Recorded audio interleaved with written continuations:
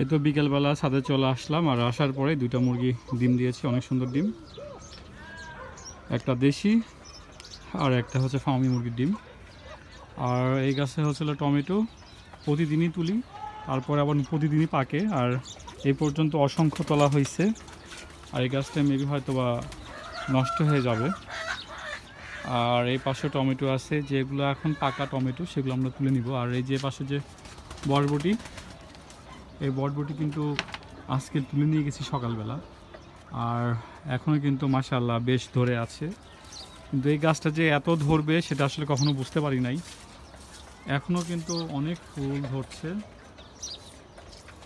আর এটা নিচ থেকে ফুল ধরা শুরু করে, এখনও কিন্তু অসংখ্য অনেকগুলো ধরে আছে। আর এই গাছটা হচ্ছে ট্যাং ফলের গাছ, বা অনেকে বলে আনারকলি। তো এই গাছটা একটু নষ্ট হয়ে গিয়েছিল, তো সামহাও যাক, নষ্ট হওয়ার পরেও লাগিয়ে দিয়েছিলাম অন্য জায়গা থেকে তুলে, তারপরে গাছটা কিন্তু বড় হয়ে গেছে। এই গাছটা যখন বরবটি গাছ নষ্ট হয়ে যাবে তখন আবার এটা আবার এই জানলায় উঠে যাবে।